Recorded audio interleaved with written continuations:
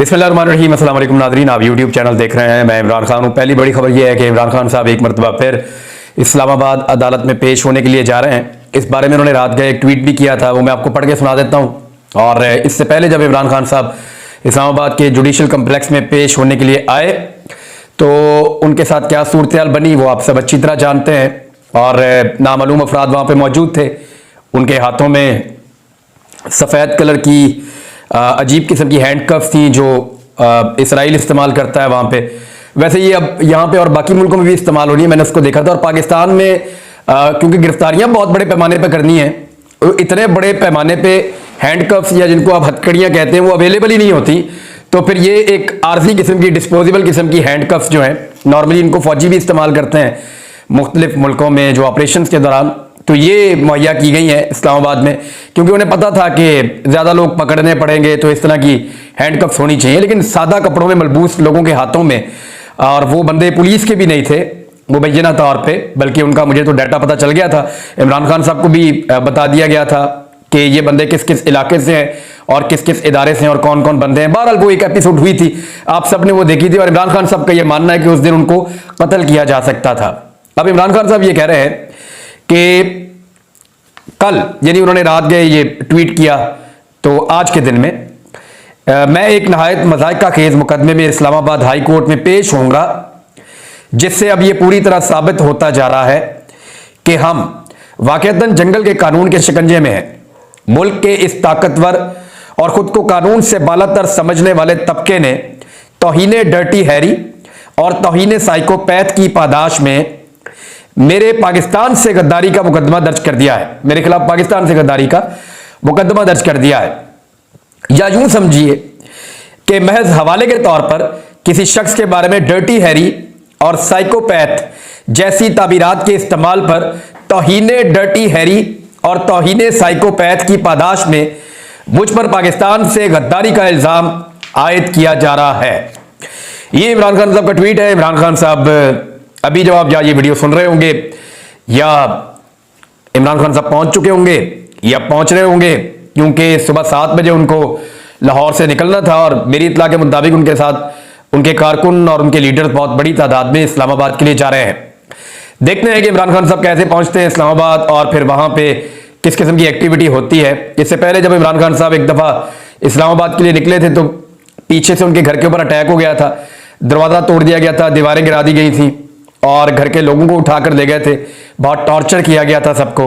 और उस वक्त सिर्फ खातून अव्वल और कुछ मुलाजमीन घर के अंदर मौजूद थे।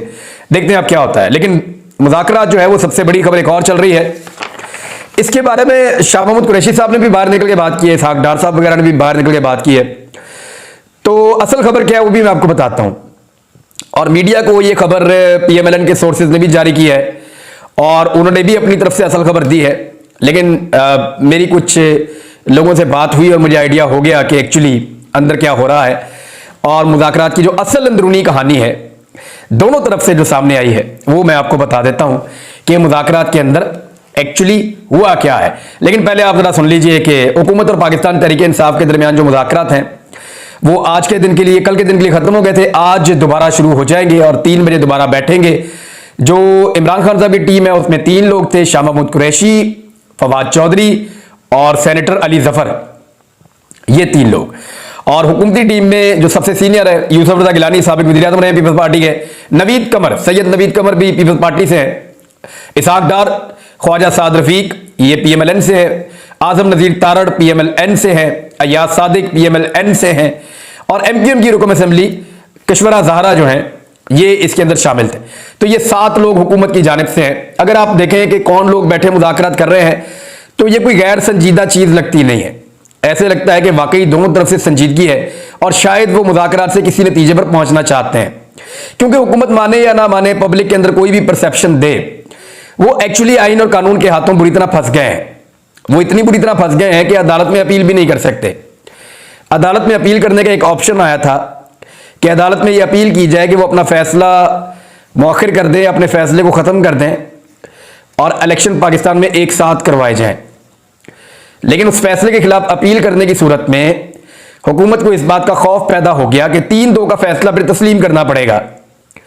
वैसे इस प्रोसीडिंग का हिस्सा बनके अपने लोगों को भेजकर अमली तौर पे तो हुकूमत 3-2 के फैसले को तस्लीम कर चुकी है, लेकिन तहरीरी तौर पे इसको तस्लीम करने के लिए ये ज़्यादा आसान हो जाता है कि वो कोई अपील कर देते, लेकिन इसीलिए उन्होंने अपील नहीं की। और उन्हें लगता है कि अगर उनके वज़ीर-ए-आज़म को फारिग किया गया तो वो ये कहेंगे कि 4 जजेस ने कुछ और फैसला दिया था, 3 ने कुछ और फैसला दिया था, लिहाजा हमारा वज़ीर-ए-आज़म फारिग नहीं हुआ। ये वाला इशू उन्होंने इसलिए अपने लिए बचा कर रखा हुआ है। तो इसका मतलब है उन्हें इस बात का खौफ है कि नाअहली भी हो सकती है, तौहीन अदालत भी लग सकती है, तो उससे अवॉइड करने की वो कोशिश भी कर सकते हैं। इलेक्शन में वो जाना नहीं चाहते। जो वन लाइनर है जो मुझे समझ आया वो ये है कि पीडीएम ये सोच रही है कि अगर चीफ जस्टिस ऑफ पाकिस्तान की मुद्दत मुलाजमत खत्म हो जाती है तो उनके लिए आसानी पैदा हो जाएगी, और वो कुछ भी करके अक्टूबर में कहना चाहते हैं कि चीफ जस्टिस ऑफ पाकिस्तान की रिटायरमेंट के बाद, साफ लफ्जों में मैं आपको कहूं तो वो ये चाहते हैं कि चीफ जस्टिस ऑफ पाकिस्तान की रिटायरमेंट के बाद ये मामला देखा जाए। और अगले चीफ जस्टिस से उनको ये उम्मीद है कि शायद वो इन्हें इलेक्शन से बचा लेंगे और एक लंबी तारीखें मिल जाएंगी, या नए चीफ जस्टिस के आने की सूरत में नवाज शरीफ साहब के लिए कोई रास्ता बनेगा, इमरान खान साहब का कोई रास्ता रोका जाएगा। क्योंकि जस्टिस कादी फायद साहब की बारी है चीफ जस्टिस बनने की, और उनके बारे में ये तासुर पाकिस्तान में मौजूद है कि वो एंटी इमरान खान है और वो इमरान खान को पसंद नहीं करते, उनकी फैमिली भी पसंद नहीं करती। उनकी वाइफ जो है वो बाकायदा इस बारे में, अगर सास को बीच में लाया जा सकता है तो वाइफ को भी लाया जा सकता है। आर्टिकल छपे हुए अखबारात में कि उनकी वाइफ इमरान खान साहब के और पाकिस्तान तरीके इंसाफ के बारे में कितनी नेगेटिव है, और जज साहब के बारे में खुद भी यही तासुर है। अब पीएमएलएन क्या चाहती है और पीटीआई क्या चाहती है? देखें, पीएमएलएन ने इलेक्शन से जो असल डेट है, जो वो कह रहे हैं कि 8 अक्टूबर की डेट बनती है मैक्सिमम, अगर ये असम्बलियां तहलील कर देते हैं तो फिर इनको 3 महीने के लिए टाइम मिल जाएगा, और अगर ये असम्बलियां तहलील नहीं करते और 13 अगस्त को खुद तहलील हो जाती हैं तो फिर 2 महीने के अंदर इलेक्शन होगा।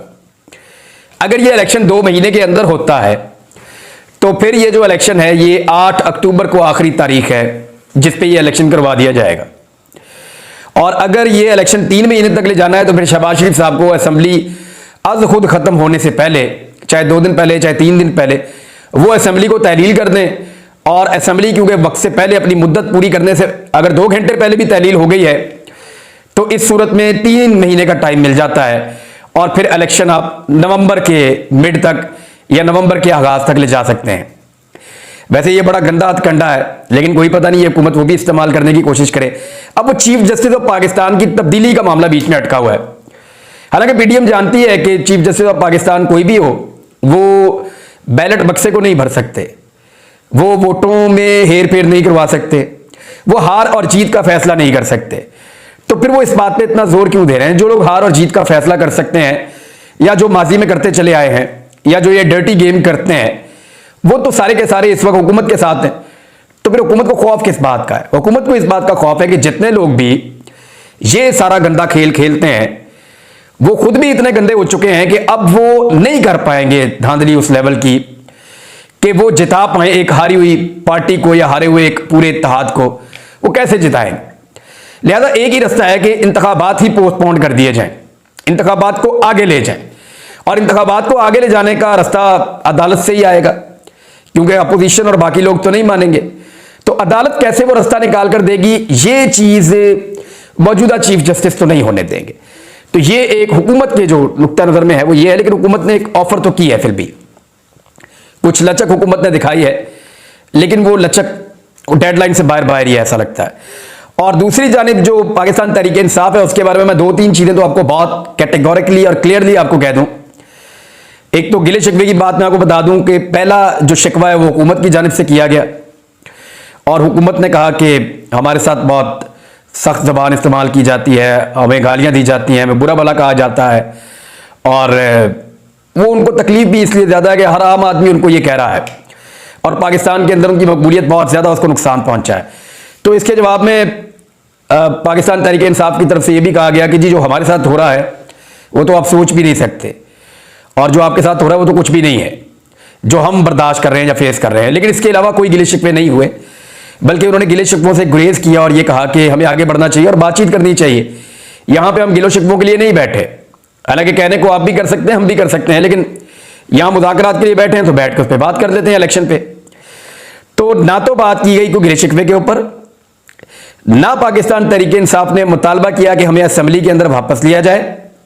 ये मैं आपको कैटेगोरिकली कह रहा हूं कि ना उन्होंने असेंबली में वापस आने के लिए मुतालबा किया, क्योंकि यह कमजोर मुतालबा था, पीटीआई नहीं करना चाहती थी। ना उन्होंने अपने केसेस के हवाले से बात की कि हमारे ऊपर 150 केसेस इमरान खान पे करवा दिए हैं, फलां पे इतने हो गए, फलां पे इतने हो गए। तो ये जो जमीन तंग की जा रही है, ये सिलसिला, इस पे भी बिल्कुल बात नहीं की। ना केसेस पे बात हुई, ना असेंबली में वापस आने पर बात हुई, ना निगरान हुकूमतों के ऊपर बात हुई। ये तीन चीजों पे मैं आपको कैटेगोरिकली कह रहा हूं, ना निगरान हुकूमतों पे बात हुई है, ना केसेस के ऊपर बात हुई है, और ना असेंबली में वापस आने पर बात हुई है। बात यह हुई है कि पाकिस्तान तहरीक इंसाफ ने कहा कि जी हमारे पास तो एक आईनी ऑप्शन मौजूद है। 14 मई को सुप्रीम कोर्ट ऑफ पाकिस्तान का हुक्म है और वो कह रहे हैं जी कि आप इलेक्शन करवा दें। आईने पाकिस्तान भी 90 रोज के अंदर इलेक्शन का कहता है, तो इससे भागने का हमारे पास आईनी तौर पर रास्ता कोई नहीं है। तो ये एक तारीख है, इसके ऊपर 2 सूबों के इलेक्शन होने हैं और हमारे पास यही ऑप्शन है कि हम इन इलेक्शंस को लड़ें। अगर आपको यह लगता है कि आपके पास कोई और प्रपोजल है या आप कोई प्रपोजल लेकर आ सकते हैं हमारे लिए, तो वो आप ले आइए। तो हुकूमत ने कुछ थोड़ी सी लचक दिखाई, लेकिन पाकिस्तान तहरीक इंसाफ ने कहा कि कोई भी चीज आईने पाकिस्तान से बाहर नहीं हो सकती। तो इसमें हुकूमत की तरफ से यह कहा जा रहा था कि आप आइन को रहने दें, हम कंसेंसस करके अदालत को बता के और वो चीजें कर लेते हैं। तो जिस पे पाकिस्तान तहरीक इंसाफ ने यह मौक़िफ़ रखा कि नहीं, ऐसे नहीं होगा, आईने पाकिस्तान के मुताबिक करेंगे, चाहे आइन में तरमीम करनी पड़े। आइन में तरमीम करने, लेकिन आइन को वायलेट ना करें। और इसमें तहरीक इंसाफ ने कहा इसमें आपका ही फायदा है, और आपका फायदा यह है कि अगर आप आइन शिकनी करेंगे और आइन में तरमीम के बगैर आइन को तोड़ेंगे, तो कल को आपको आर्टिकल 6 का सामना करना पड़ेगा, आपके ऊपर गद्दारी का मुकदमा बनेगा। तो उस मुकदमे से बचना है तो बेहतर यह है कि वन टाइम के लिए कर लें, लेकिन आइन के अंदर एक तरमीम जरूर करें। और उसके अंदर आप ये करें कि सूबाई असेंबलियां तहरीर हो चुकी हैं, गो के इलेक्शन 90 दिन के अंदर होता है, लेकिन पूरे मुल्क में एक साथ इलेक्शन करवाने के लिए कंसेंसस हो चुका है और उस कंसेंसस के मुताबिक हम इलेक्शन में जा रहे हैं। लिहाजा ये आईनी तरमीम हम इसलिए कर रहे हैं वन टाइम के लिए, ताकि आइन को तोड़ा ना जाए। अब ये पाकिस्तान तहरीक इंसाफ का मौक़िफ़ था। हुकूमत ने इसके ऊपर टाइम मांगा है सोचने के लिए, और तहरीक इंसाफ ने हुकूमत को कहा है कि आप अपना एक प्रपोजल लेकर आए, आप ये बताएं कि आप कब इलेक्शन करवा सकते हैं। यानी तहरीक इंसाफ का कहना है कि आप मई के अंदर असेंबलियां तहलील करें, निगरान हुकूमतें आए, हम आपको बता देते हैं, आप मई में असेंबलियां तहलील करें, निगरान हुकूमतें आ जाएं और 60 दिन के बाद आप इलेक्शन करवा दें जुलाई के अंदर। अब एक पार्टी जो है वो जो समझ आ रही है वो अक्टूबर में रुकी हुई है, दूसरी जुलाई में रुकी हुई है, और सितंबर के अंदर जो है वो चीफ जस्टिस ऑफ पाकिस्तान तब्दील हो जाएंगे। तो जुलाई अगस्त में कहीं इलेक्शन हो जाते हैं तो ये मामला रिजॉल्व हो सकता है। बहरहाल ये चीजें अभी चल रही हैं। इसमें इसहाक डार साहब ने बाहर आके उम्मीद का इजहार किया कि शायद कामयाबी मिल जाए। हालांकि कामयाबी वो सिर्फ इसी को समझते हैं कि किसी तरह वो इस सारे मामले को डिले में डाल दें, 14 मई को इलेक्शन ना हो, वो अपने वजीर आजम को भी नाअहली से बचा लें, किसी अदालती कार्रवाई या आर्टिकल 6 का भी उनको सामना ना करना पड़े, और किसी तरह से वो एक लंबा टाइम इलेक्शन के लिए ले लें, या इलेक्शन हमेशा डिले होते चले जाएं। तहरीक इंसाफ की कामयाबी ये है कि या तो 14 मई को इलेक्शन हो जाए, वो तो अब मुमकिन नहीं रहे क्योंकि हुकूमत पैसे ही नहीं दे रही, या ये कामयाब हो जाए मुज़ाकरात। 2 चीजों में तहरीक इंसाफ की कामयाबी है, या तो मुज़ाकरात कामयाब हो जाए, कोई बीच का रास्ता निकल आए और पूरे पाकिस्तान में एक साथ इलेक्शन हो जाए और सारे के सारे इलेक्शन के अंदर चले जाएं और सबको मौका मिले इलेक्शन लड़ने का। और दूसरा जो तहरीक इंसाफ का कामयाबी हो सकती है वो ये है कि फिर अदालत एक्शन ले और आइन शिकनी की सजा दे मौजूदा हुकूमत को, और फिर अहकामात जारी करके 2 सूबों के ऊपर इंतखाबात करवा दे। फिर 2 सूबों के अंदर जब इंतखाबात हो जाए तो बाकी 2 सूबों में और वफाक में जब मुद्दत पूरी हो जाए तो तब इंतखाबात हो जाए। तो ये दूसरा ऑप्शन जो है ये भी पाकिस्तान तहरीक इंसाफ के पास है। हुकूमत के पास ऑप्शन बहुत महदूद हैं, या तो उनको अदालत की कार्रवाई का सामना करना पड़ेगा, एक नई जंग लड़नी पड़ेगी, या उन्हें मुज़ाकरात की सूरत में अपना वो मौक़िफ़ छोड़ना पड़ेगा जो वो सोच रहे हैं कि नए चीफ जस्टिस के आने के बाद वो इलेक्शन में जाएं, या फिर उन्हें एक ऐसी लड़ाई में जाना पड़ेगा जिससे किसी को कुछ नहीं मिलेगा, सबका नुकसान हो जाएगा। बहरहाल इस मरतबा मैं आपको फिर भी ये बता दूं कि मार्शल लॉ लगने के इम्कानात नहीं है, कोई इमरजेंसी, कोई मार्शल लॉ, कोई ऐसा एडवेंचर पाकिस्तान के अंदर नहीं हो सकता, क्योंकि पाकिस्तान के लोग उसको तस्लीम नहीं करेंगे। उधर पीएमएलएन के कुछ लोगों ने रोला डाला हुआ है, यानी नवाज शरीफ साहब ने कहा कि पीटीआई के मुतालबात का कोई सर पैर नहीं है, मुतालबात सुनने पहले ही उन्होंने स्टेटमेंट दे दिया है, और वो ओन चौधरी से उन्होंने मुलाकात की है। ये इमरान खान साहब के साथ साथ होते थे पहले, फिर इन्होंने अपने खुद इलेक्शन लड़ा, अपने भाई को लड़वाया इलेक्शन। इस मरतबा फिर ये चाहते हैं कि इनको PMLN का टिकट मिले। अब ये लंदन पहुंच गए नवाज शरीफ साहब से मुलाकात के लिए, जहांगीर तरीन साहब का एक पैगाम लेकर। ऐसा लगता नहीं है कि इनको टिकट मिलेगा, क्योंकि इनका कहीं पे कोई भार है नहीं और ये इलेक्शन जीत नहीं पाएंगे, मुझे ऐसा लगता है। क्योंकि इनके खिलाफ इस वक्त पब्लिक के अंदर ये है कि ये रजीम चेंज ऑपरेशन के मोरों में से एक बड़ा मोरा है और पब्लिक रजीम चेंज ऑपरेशन के खिलाफ है। इसीलिए पब्लिक एस्टेब्लिशमेंट के भी बहुत हद तक खिलाफ है। और वो ये कहते हैं लोग कि एस्टेब्लिशमेंट की वजह से ये जो दिन है पाकिस्तान में उनको देखने पड़ रहे हैं। यानी बड़ी खामोशी के साथ जो 40 रुपए मीटर रेंट होता था गैस वाले मीटर का, उसको बढ़ा के 500 रुपए कर दिया गया है। अब आम आदमी ये पैसे कैसे भरेगा, इसके बारे में बात करने की कोशिश की है वहां पे असेंबली में, लेकिन इसकी बात सुनी नहीं गई। JUI की आलिया कामरान साहिबा हैं जिन्होंने ये बात करने की कोशिश की कि मीटर का किराया जो है वो 40 रुपए से बढ़ा के 500 रुपए कर दिया गया है, ये ज्यादती है। लेकिन वहां किसी ने बात ही नहीं सुनी। वज़ीर-ए-आज़म का एतमाद का वोट और खत्म मामला। तो इस किस्म के बहुत सारे बोझ हैं जो आम पाकिस्तानी पे रोजाना डाले जा रहे हैं। जावेद लतीफ साहब ने कहा कि सहूलतकारी इमरान खान साहब को अब भी मिल रही है और दोबारा से उन्होंने एक इनकलाबी किस्म की तकरीर की है। ये नवाज शरीफ साहब के जो साथी हैं या जो नवाज शरीफ साहब के करीबी लोग हैं वो एक डिफरेंट बयानिया लेकर चल रहे हैं जो हार्ड कोर किस्म का है और जो जरा सख्त किस्म का बयानिया है वो फ्रंट फुट पे आ रहे हैं। शहबाज शरीफ साहब वगैरह जो हैं ये गुड कॉप बैड कॉप का इनका हमेशा रहता है। अब इसमें ये लोग भूल गए कि जब शहबाज शरीफ साहब ने बूट पॉलिश मुहिम शुरू की थी, जब बाजवा साहब ने कहा कि मैं डांटता रहा और वो सर फेंक के मेरी डांट भी सुनते रहे शहबाज शरीफ साहब, और जब खुशामदें की जा रही थी एस्टेब्लिशमेंट की, उस वक्त ये सब लोग खामोश थे। मरीम नवाज साहब भी, इमरान खान साहब के खिलाफ कार्रवाई होने पे नवाज शरीफ साहब भी बिल्कुल खामोश थे। एस्टेब्लिशमेंट का नाम लेना भी छोड़ दिया था इन्होंने। लेकिन अब एक मरतबा फिर दोबारा इनकलाबी बनने की कोशिश कर रहे हैं।